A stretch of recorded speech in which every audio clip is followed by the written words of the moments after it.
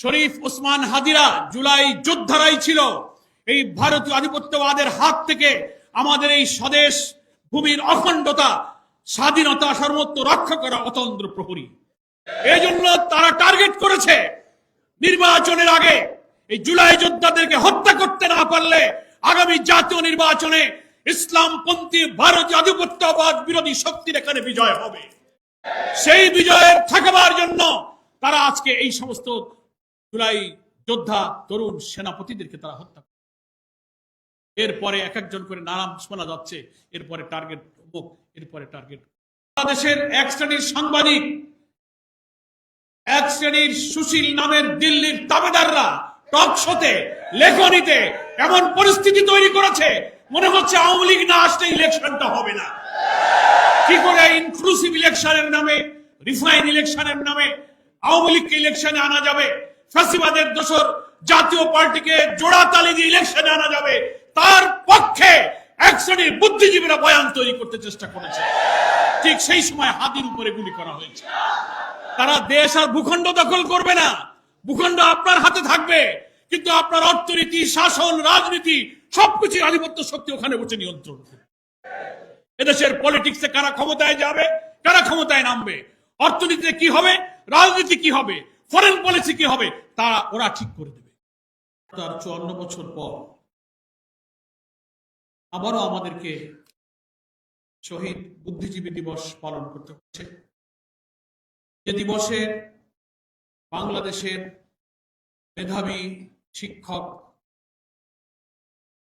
একটি জাতি, একটি সভ্যতা বিনির্মাণে যারা অসাধারণ ভূমিকা রেখে থাকেন, কবি, সাংবাদিক, সাহিত্যিক, লেখক, শিল্পী, বাংলাদেশের এই সম্পদকে কারা স্বাধীনতার অর্থাৎ বিজয়ের প্রাক্কালে হত্যা করেছিল, পরিকল্পিত বেছে বেছে নৃশংসভাবে খুন করেছিল। 54 বছর পেরিয়ে গেলেও বুদ্ধিজীবী হত্যার এই রহস্য আজও উন্মোচিত হয়। ঢালাও ভাবে এদেশের রাজনীতির অঙ্গনে বাইরে থেকে যারা কুটি চালিয়ে বাংলাদেশের নতুন নতুন রাজনীতির বয়ান বা ন্যারেটিভ তৈরি করেন, এদেশের দিল্লির তাবেদাররা বুদ্ধিজীবী হত্যার ঘটনা নিয়ে তাদের প্রথাগতভাবে সমস্ত দায় দায়িত্ব ঘৃণিতভাবে জামাত ইসলামের উপরে চাপাবার যে চেষ্টা করেছেন। তিলে তিলে ইতিহাসের অনেক ইতিহাস এবং তথ্য আবিষ্কার হচ্ছে যে এই হত্যার পিছনে দিল্লির পরিকল্পিত ষড়যন্ত্রের ভিত্তিতে ভারতীয়রা আমাদের এই সেরা সন্তানকে হত্যা করেছে। আজকে এমন সময় আমরা এই আলোচনা সভায় মিলিত হয়েছি। আমাদের জাতির সম্পদ 24শে জুলাই আন্দোলনের অকুতোভয় মৃত্যুঞ্জয়ী যোদ্ধা শরীফ ওসমান হাদিকে হত্যার উদ্দেশ্যে নির্ভুল টার্গেট করে যেভাবে গুলি করা হয়েছে, ঠিক নির্বাচনের তফসিল ঘোষণার পরের দিন এই হত্যাকাণ্ডের উদ্দেশ্যে এই আক্রমণ, দেশ জুড়ে নির্বাচন বানচাল করে একটা অরাজক অস্থিতিশীল পরিস্থিতি সৃষ্টি করার জন্য কিছুদিন থেকেই বাংলাদেশের এক শ্রেণীর সাংবাদিক, এক শ্রেণীর সুশীল নামের দিল্লির তাবেদাররা টক শোতে লেখনীতে এমন পরিস্থিতি তৈরি করেছে মনে হচ্ছে আওয়ামী লীগ না আসলে ইলেকশনটা হবে না। কি করে ইনক্লুসিভ ইলেকশনের নামে, রিফাইন ইলেকশনের নামে আওয়ামী লীগকে ইলেকশনে আনা যাবে, ফ্যাসিবাদের দোসর জাতীয় পার্টিকে জোড়া তালি দিয়ে ইলেকশনে আনা যাবে, তার পক্ষে এক শ্রেণীর বুদ্ধিজীবীরা বয়ান তৈরি করতে চেষ্টা করেছে। ঠিক সেই সময় হাতির উপরে গুলি করা হয়েছে। সংগ্রামী দেশবাসী, এমন সময় হাদিকে গুলি করা হয়েছে ঠিক কিছুদিন ধরে নির্বাচন তফসিল ঘোষণা হবে, নির্বাচনের পোলারাইজেশন হচ্ছে, জনগণ উৎসব মুখর পরিবেশে ভোট দিতে যাবে। সেই নির্বাচনের ময়দানকে এমন একটা ন্যারেটিভের মাধ্যমে সাংবাদিক, লেখক, কলামিস্ট, বুদ্ধিজীবী, শিল্পী, সাহিত্যিকরা বর্ণচোরার মতো যারা 5ই আগস্টের পর যারা লুকিয়ে ছিলেন, আমাদের সরকারের প্রশাসনের গোয়েন্দাদের ব্যর্থতার সুযোগ নিয়ে তারা আবার মাথা খোলস বেরিয়ে দিয়ে তারা আবার এই দেশকে দিল্লির তাবেদার বানাবার চক্রান্তে লিপ্ত হয়েছে। তারই অংশ হিসাবে আমি মনে করি আমাদের স্নেহস্পদ সন্তান এই হাদিকে খুন করার জন্য তাকে গুলি করা হয়েছে। তার জীবন সংকটাপন্ন। আমরা জানতে পেরেছি তাকে চিকিৎসার জন্য আজকেই হয়তো বাইরে পাঠাবার চেষ্টা করা হচ্ছে। সারা দেশ, সারা দুনিয়া এই জুলাই বিপ্লবের যারা অংশীদার, ফ্যাসিবাদ বিরোধী আন্দোলনের যারা অসাধারণ ভূমিকা রেখেছিলেন, তারা সকলেই প্রাণ খুলে হাদির সুস্থতার জন্য, আরোগ্যের জন্য মহান আল্লাহর কাছে তারা চোখের পানি ফেলছেন, দোয়া করছেন। আমরা আল্লাহর কাছে আজকের এই আলোচনা সবাই দোয়া করছি, ভারতীয় আধিপত্যবাদ বিরোধী দেশপ্রেমিক যে শুধু নিজের জন্য নয়, দেশের জন্য এবং প্রত্যেক ফ্যাসিবাদ বিরোধী রাজনৈতিক শক্তিকে এই ন্যারেটিভ দিয়ে একটি জুলাইয়ের চেতনায় ঐক্যবদ্ধ রাখার জন্য সে অকুতভয় সংগ্রামী বার্তা ছড়িয়ে দিয়েছিলেন, সেই হচ্ছে শরীফ উসমান হাদি। আল্লাহ তাআলা তাকে আমাদের মাঝে ফিরিয়ে দিন। আমরা মনে করি এই দেশের স্বাধীনতা, আমাদের জাতিসত্তা, আমাদের অখণ্ডতাকে রক্ষার প্রয়োজনে হাদির মধ্যে এই সংগ্রামী মৃত্যুঞ্জয়ী বীরের বেঁচে থাকা প্রয়োজন। আল্লাহ তাআলার কাছে আমরা সেই দোয়া করছি। প্রিয় ভাইরা আমার, সংক্ষেপে শহীদ বুদ্ধিজীবী দিবস সম্পর্কে আমি শুরুতে যে কথাটা বলেছি তার একটু ব্যাখ্যা দিতে চাই। আজও বুদ্ধিজীবীদের কারা হত্যা করলো? বামপন্থী কলকাতা কেন্দ্রিক বুদ্ধিজীবী, ভারতীয় তাবেদার, নানানভাবে তারা এদেশের ইসলামী আন্দোলনকে, জামাত ইসলামকে তারা দায়ী করে থাকেন। কিন্তু ইতিহাসের এখন বহু তথ্য, বহু সত্য বেরিয়ে এসেছে। এই হত্যাকাণ্ড ছিল ভারতীয় সেনাবাহিনীর, ভারতীয় গোয়েন্দাদের একটি সুপরিকল্পিত ষড়যন্ত্রের অংশ। কারণ 16ই ডিসেম্বর বিজয়ের প্রাক্কালে এই হত্যাকাণ্ডটা হলো। কারা ঘটালো? 8ই ডিসেম্বর বিজয়ের আগে ভারতীয় 36 সেনারা ঢাকায় অবতরণ করেছে, রেকর্ড আছে। এবং অলরেডি তখন রাজধানী ঢাকা সহ তদানীন্তন পূর্ব পাকিস্তান তখন ভারতীয় সেনাদের নিয়ন্ত্রণে। সেই সময় পাকিস্তানি সৈন্য তারা তাদেরকে অভিযুক্ত করেন, রাজাকার আলবদর যে নাম তাদেরকে বলা হয়, স্বাধীনতা বিরোধী যারা লড়াই করছিলেন। ওই বিজয়ের প্রাক্কালে ভারতীয় সৈন্য যখন রাজধানী সহ গোটা পূর্ব পাকিস্তানকে নিয়ন্ত্রণে নিয়ে নিল, তখন তারা তো নিজেদের আত্মসমর্পণ, নিজেদের প্রাণ বাঁচানো, পালিয়ে যাওয়ার চেষ্টায় তারা ব্যস্ত ছিল। কে কাকে খুঁজে কোথায় কাকে হত্যা করবে, নিজেদের জীবন বাঁচাতেই তো তখন তারা ব্যস্ত ছিল। রাও ফরমান আলী আত্মসমর্পণকারী একজন পাকিস্তানি জেনারেল, তিনি তার ইন্টারভিউতে বলেছেন, আন্তর্জাতিক টেলিগ্রাফ পত্রিকা, আজকের পত্রপত্রিকাও দেখেছেন, তিনি বলেছেন। তারপরে ভারতীয় লেখকরা বলেছেন, ভারতীয় সৈন্যরা যখন এই ঢাকা সহ পূর্ব পাকিস্তান তাদের নিয়ন্ত্রণে নিয়ে নিল, পাকিস্তানি সেনাবাহিনী 14ই ডিসেম্বরই আত্মসমর্পণ করতে চেয়েছিল, কিন্তু ভারতীয় সেনাবাহিনী জগজিৎ সিং অরোরা আর আত্মসমর্পণ করেছিল জেনারেল নিয়াজি। তাদের মধ্যে ডায়ালগ চলছিল আত্মসমর্পণের দিনক্ষণ ঠিক করার জন্য। ভারতীয় সেনা প্রধানদের সেনাবাহিনীর ইচ্ছায় আরো 2 দিন 14 থেকে 16 আত্মসমর্পণের দিনকে শিফট করে 16 তারিখে আত্মসমর্পণের দিন ধার্য করা হয়। এবং 14ই ডিসেম্বরে খুঁজে খুঁজে বিশ্ববিদ্যালয়ের শিক্ষক, প্রথিতযশা সাংবাদিক, শিল্পী, লেখক, শিক্ষকদেরকে বেছে বেছে, যারা বেঁচে থাকলে এই বাংলাদেশকে গড়ে তোলার জন্য, সদ্য স্বাধীন বাংলাদেশে অসাধারণ মেধায়, চরিত্র, মনন দিয়ে তারা ভূমিকা রাখতে পারত, তাদেরকে তারা বেছে বেছে হত্যা করেছে। প্রশ্ন আসে, কেন তারা হত্যা করলো?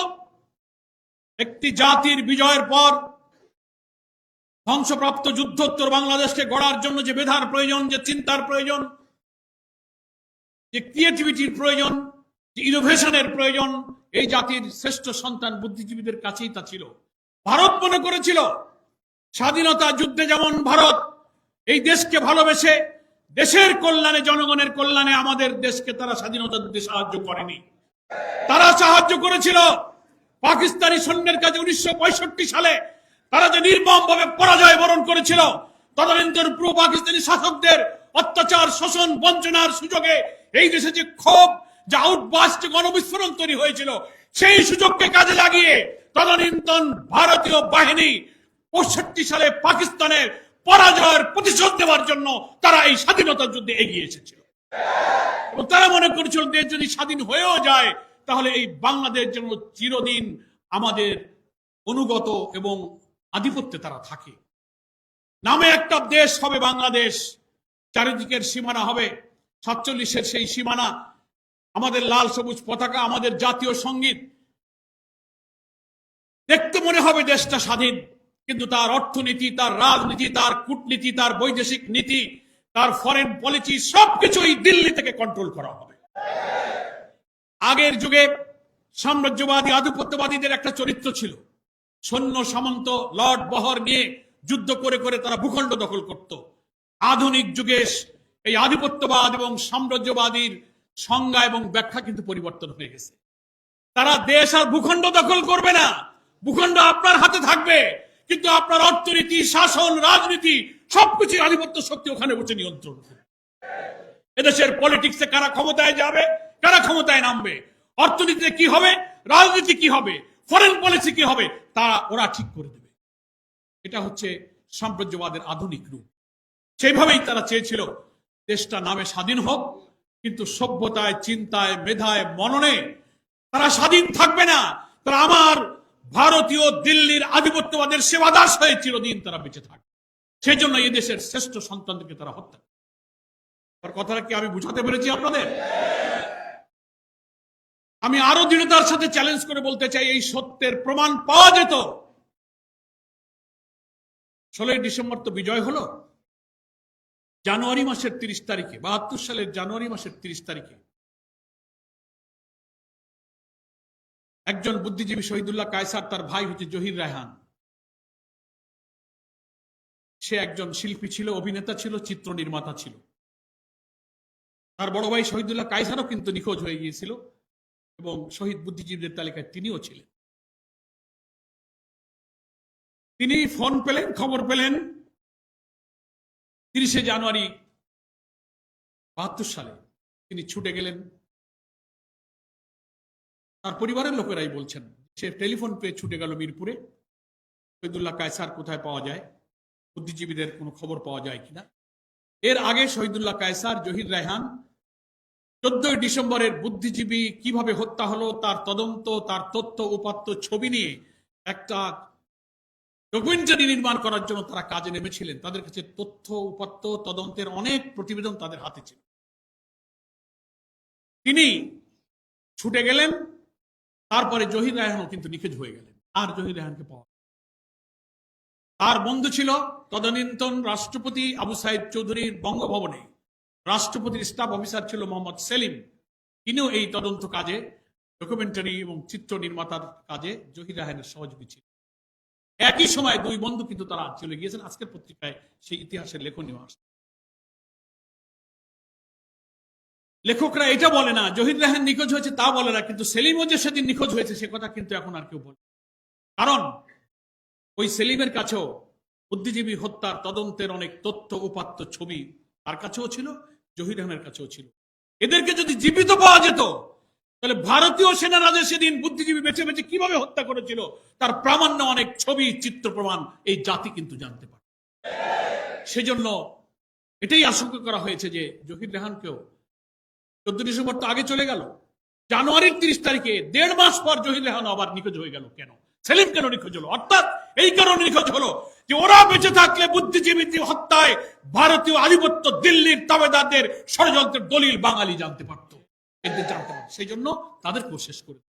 আজ অবধি সেই বঙ্গভবনে সেলিমের যিনি সেখানে বসবাস করতেন, বুদ্ধিজীবী হত্যার তদন্ত সংশ্লিষ্ট প্রতিবেদন, কাজ, কর্ম, চিত্র নির্মাতাদের যেসব ডকুমেন্ট যা কিছু সব তার স্ত্রী এবং তার মা তন্ন তন্ন করে খুঁজেছে, এখানেও পাওয়া যায়নি।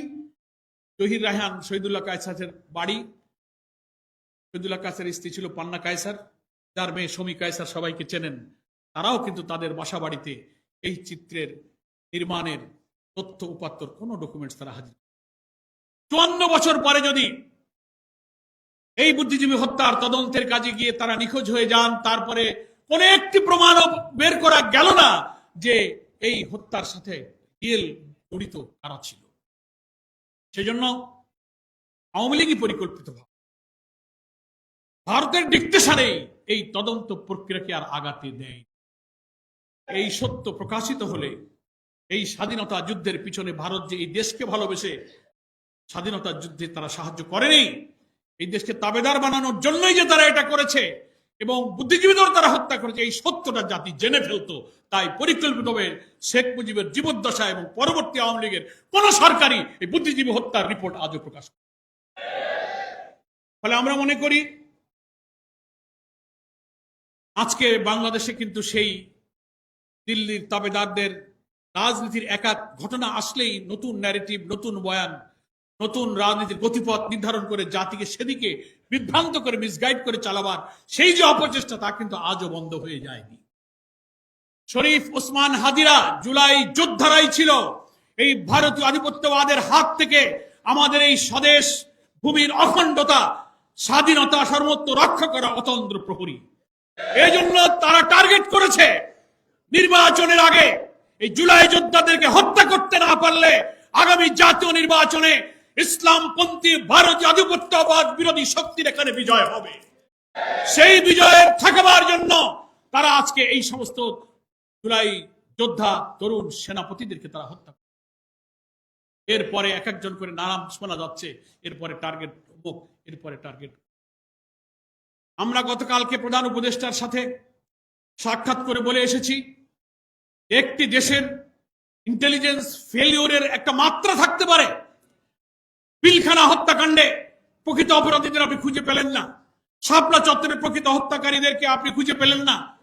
এই সরকার যারা যখন ছিলেন তারা কেউই পান নাই। একটা হত্যাকাণ্ডের পরে প্রচুর তদন্ত, প্রচুর দৌড়াদৌড়ি, কিন্তু হত্যার আগে যে আলামত যখন পাওয়া যায়, ইনফরমেশন পাওয়া যায়, এই যে শরীফ ওসমান হাদি, তার উপরে গুলি করার একদিন আগে, 2 দিন আগের অনেকগুলো ভিডিও দেখেছেন না আপনারা? সে তার জীবনের উপরে হুমকি, নিরাপত্তাহীনতার কথা দিয়ে প্রকাশ্যে খোলামেলা কথা বলেছে যে আমাকে গুলি করা হতে পারে, আমি মরে যেতে পারি, মরে গেলে আমার কোনো দুঃখ নেই, কিন্তু সেই হত্যাকারীদের ধরে যেন বিচার করা হয়। শুনেছেন আপনারা এই ভিডিও? আমার বাচ্চাটাকে তোমরা একটু দেখে রেখো। একটা জুলাই যুদ্ধে যখন তার জীবনের উপরে এরকম হুমকি, এত নিরাপত্তাহীনতার তথ্য পেশ করতে পারে, যাকে সারা বাংলাদেশ চেনে, গোয়েন্দারা চেনে, সরকার চেনে, ইন্টেলিজেন্স চেনে, সেই লোকটা এই কথা বলার পর তার নিরাপত্তার জন্য সরকার কি ব্যবস্থা করেছে? আমরা কালকে প্রধান উপদেষ্টাকে জিজ্ঞাসা করেছি যে আপনার অনেক সংস্থা আছে, অনেক এজেন্সি আছে, আপনি প্রশ্ন করেন, এই তথ্য প্রকাশ হওয়ার পরে এটা মিডিয়াতে এসেছে, সোশ্যাল মিডিয়াতে এসেছে, তার নিরাপত্তার জন্য সরকার একটা ব্যবস্থা গ্রহণ করে এবং প্রকৃত খুনিদের এখনো ধরা যাচ্ছে না। নানান গুঞ্জন, একবার এদিকে ব্লেম গেম দিয়ে এদিকে ওদিকে ঠেলে দেওয়া হচ্ছে। তার অর্থ হচ্ছে যে সমস্ত বুদ্ধিজীবী, সাহিত্যিক, সাংবাদিক, কবিরা সোশ্যাল মিডিয়া, বিভিন্ন কর্পোরেট হাউসে বসে, টেলিভিশনে, টক শোতে আগামী জাতীয় নির্বাচনের আগে বাংলাদেশের রাজনীতিকে আবার ভারতের কোর্টে ফেলে দিতে চান, এ সবকিছুই তাদের ষড়যন্ত্রের অংশ। আপনারা আর একটা সোশ্যাল মিডিয়াতে তথ্য দেখেছেন, সাংবাদিক জুলকারনাইন সাহেবের পক্ষ থেকে প্রচার করা হয়েছে, টেলিগ্রাম একটা ইন্টারনাল কনফারেন্স হচ্ছে, সেখানে অনেক আওয়ামী লীগের দেশে বিদেশে, সেখানে বক্তব্য বলা হচ্ছে, পরামর্শ হচ্ছে, এদেশের আওয়ামী লীগকে অভয় দেওয়া হচ্ছে যে তোমরা বেশি টেনশন করবো না, যা করবার আমরা করে দিচ্ছি। 11 তারিখ থেকে লোক ঢুকে যাবে, আমরা লাইসেন্স পেয়ে গেছি, সশস্ত্র লোক ঢুকছে, চট্টগ্রাম, ঢাকা অ্যাকশন হবে, প্রয়োজনে পরে খুলনাতে যাওয়া হবে। শুনেছেন আপনারা সেগুলো? আমরা সেগুলো প্রধান উপদেষ্টাকে বলেছি। আন্তর্জাতিক একটা মিডিয়া আল জাজিরার সাংবাদিকের পাঠানো এই টেলিগ্রাম মিটিং এর সাথে কারা জড়িত ছিল, কারা ছিল, তথ্য প্রযুক্তির এই চরম উৎকর্ষতার যুগে এই তথ্য বের করা কোনো কঠিন কাজ নয়। 11 তারিখে তারা বলেছে, 12 তারিখে হাদি কিন্তু শুট হয়েছে। কি দেখেছেন আপনারা? এরপরে কি টার্গেট আছে? এত কিছু পাওয়ার পরও যে দেশের গোয়েন্দা সংস্থা হাজার হাজার কোটি টাকার বেতন নেবে, সুযোগ সুবিধা ভোগ করবে, গাড়ি বাড়ি ভোগ করবে, আর আমার সমাজের শ্রেষ্ঠ সন্তানদের জীবনের নিরাপত্তার তথ্য দিতে ব্যর্থ হবে, তাদের এখানে চাকরি করার কোনো অধিকার নেই।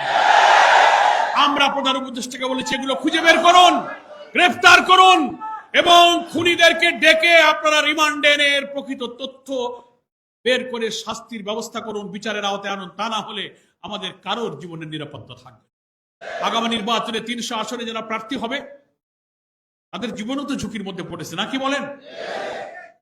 সেজন্য আমরা সরকারের কাছে বলবো, সরকারের যারা ল এনফোর্সিং এজেন্সি আছে তাদেরকে বলবো, যারা ইন্টেলিজেন্সের অনেক সংস্থা, আপনার এনএসআই আছেন, ডিজিএফআই আছেন, ডিবি আছেন, এসবি আছেন, প্রচুর ইন্টেলিজেন্সের ব্যবস্থা আছে।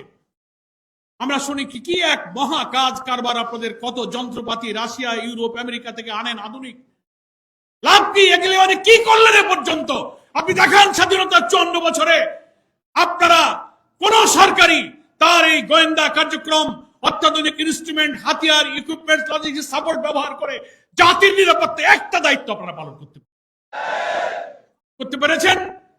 আওয়ামী 16-17 বছরে খুনি হাসিনা, ফ্যাসিস্ট হাসিনা, এইসব গোয়েন্দাবাদীর হাজার হাজার কোটি টাকা নাজান প্রজেক্ট এনে ইসলামপন্থী আলেম ওলামা, পীর, মাশায়েখ, দিনদার, স্কলার, ইয়াং তরুণ ছেলেদেরকে ধরে নিয়ে জঙ্গি বানিয়ে তাদেরকে আটকে রেখে তাদেরকে আপনারা হত্যা করেছেন। মিথ্যা ভুয়া গোয়েন্দা প্রতিবেদন দিয়ে নিরীহ নিরপরাধ ছেলেদেরকে জঙ্গি সাজিয়ে তাদেরকে ক্রস ফায়ারে দিয়েছেন। এই গোয়েন্দা, এই প্রশাসন আমরা চাই না। সংগ্রামী ভাইরা আমার, আমি আপনাদের কাছে এই কথাটা বলে শেষ করতে চাই যে আজকের সময় এসেছে আমাদের এই হাদিদের জীবনের নিরাপত্তা সংরক্ষণ, আমাদের স্বাধীনতা সার্বভৌমত্বের সংরক্ষণ এবং ভারতের জনগণের প্রতি আমাদের কোনো আক্রোশ নেই। আমাদের বিশাল প্রতিবেশী দেশ, দুনিয়ার কোন দেশ তার প্রতিবেশীর সাথে নিষ্প্রয়োজন কোন শত্রুতা রক্ষা করা, কোন শত্রুতা নিয়ে চলা। তবে ভারতের যারা সরকার, সাম্প্রদায়িক হিন্দুত্ববাদী সরকার যারা ক্ষমতায় এখন আছেন, বারবার যারা এসেছেন, তারাই এদেশের স্বাধীন সত্তাকে বিকিয়ে দিয়ে এদেশের ইসলামী মূল্যবোধ ধ্বংসের জন্য তারা বারবার এদেশের মানুষের উপরে হত্যার ষড়যন্ত্র চাপিয়ে দিয়েছেন। আপনারা বর্ডার কিলিং করেছেন, আমাদের পানি সমস্যা, আমাদের অবিন নদীর সমস্যা, আপনারা ফেলানির মতো কাঁটাতারে ঝুলিয়ে রেখে এই দেশের মানুষকে হত্যা করা, আমাদের ট্রানজিট, আমাদের ট্রেড ব্যালেন্স সবকিছুকে পরিকল্পিতভাবে আপনারা ধ্বংস করেছেন। আমরা সম্পর্ক চাই, কিন্তু সেই সম্পর্ক চাই ন্যায্যতা এবং সমতার ভিত্তিতে। বিগ ব্রাদারলি অ্যাটিটিউড নিয়ে আপনি আমাদেরকে শাসন করবেন। আপনি যেমন স্বাধীন, আমরাও বাংলাদেশ একটি স্বাধীন দেশ। আমাদের পররাষ্ট্রনীতি, আমাদের অর্থনীতি, রাজনীতি, আমরা স্বাধীন হব। আমার দেশে কে নির্বাচনে যাবে আর যাবে না, কে সরকার গঠন করবে আর করবে না, that is up to me. এটা আমাদের দেশের জনগণের ব্যাপার। আপনি ওখান থেকে এসে পররাষ্ট্র প্রতিমন্ত্রী, পররাষ্ট্র সচিব, এক এক সময় এক এক গোয়েন্দা এসে সফর করে বলবেন যে আপনারা নির্বাচনে যান, তা না হলে কিন্তু মৌলবাদরা ক্ষমতায় চলে যাবে। এই কথা বলার অধিকার কোন দেশের নেই। এগুলোই আপনারা এতকাল করেছেন। আজকে যখন একটা অবাধ, নিরপেক্ষ, স্বচ্ছ নির্বাচনের জন্য জাতি প্রস্তুত হচ্ছে, সবাই আমরা মিলে সহযোগিতা করছি, এটা এখন তাদের গাত্রদাহ তো হবেই। স্বচ্ছ নিরপেক্ষ বিচারে ফ্যাসিস্ট খুনি হাসিনার ফাঁসির দণ্ড হয়ে যাওয়ার পরে পলাতক মৃত্যুদণ্ড প্রাপ্তি আসামিকে যারা আশ্রয় দিতে পারে, তারা এই দেশের কখনো কল্যাণ করতে পারে না।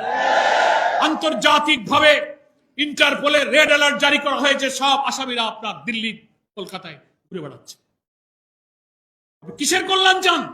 আপনি যদি কোনো আন্তর্জাতিক কোনো কনভেনশন, জেনেভা কনভেনশন, আন্তর্জাতিক আইন, সবকিছু জাতিসংঘের সনদের প্রতি শ্রদ্ধা থাকে, এই দেশের সহস্রাধিক মানুষকে যারা হত্যা করেছে, 40,000 লোককে যারা ক্ষতবিক্ষত করেছে, সেই চিহ্নিত প্রমাণিত আদালতের সেই অপরাধী ফাঁসির আসামিকে আপনি জাতির সামনে সোপর্দ করেন, আইনে সোপর্দ করে প্রমাণ করেন যে আপনি আন্তর্জাতিক আইন মানেন।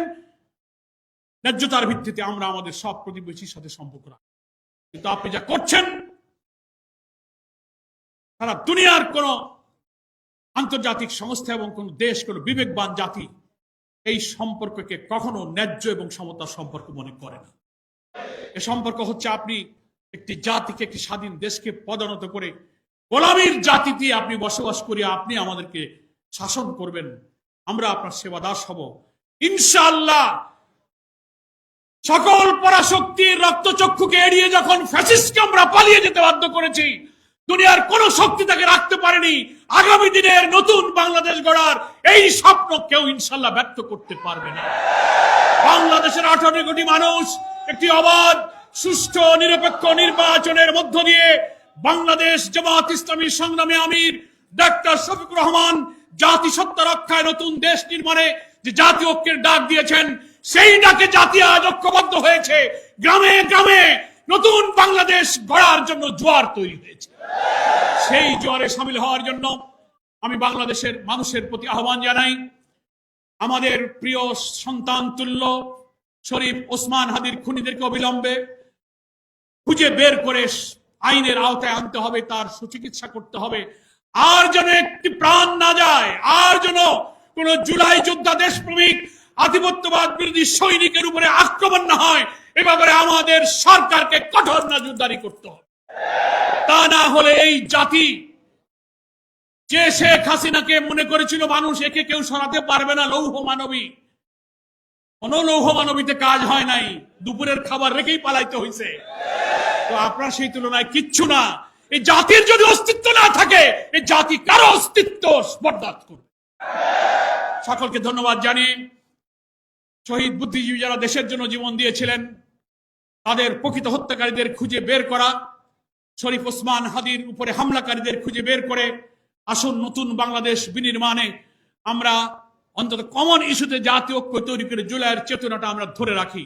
আমরা দুর্নীতিমুক্ত সমাজ চাই, সোশ্যাল জাস্টিস চাই, একটি নৈতিকতার ভিত্তিতে কারিগরি উৎপাদনমুখী শিক্ষা চাই, তরুণ যুবকদের শিক্ষা, কর্মসংস্থান, ব্যবসা বাণিজ্যের কনজিনিয়াল অ্যাটমসফিয়ার হয় এমন একটা দেশ আমরা চাই। সেই প্রশ্নে আমাদের কোনো বিভেদ নেই, সেখানে আমরা সবাই ঐক্যবদ্ধ আছি। এই জাতীয় ঐক্য গড়ে তুলে আমরা আগামী নির্বাচনে বাংলাদেশের একটি কাঙ্ক্ষিত স্বপ্ন আমরা পূরণ করব। আল্লাহ তাআলা আমাদেরকে সেই তৌফিক দান করুন। আমিন। ওমা তৌফিক ইল্লা বিল্লাহ। আসসালামু আলাইকুম ওয়া রাহমাতুল্লাহি ওয়া বারাকাতুহু।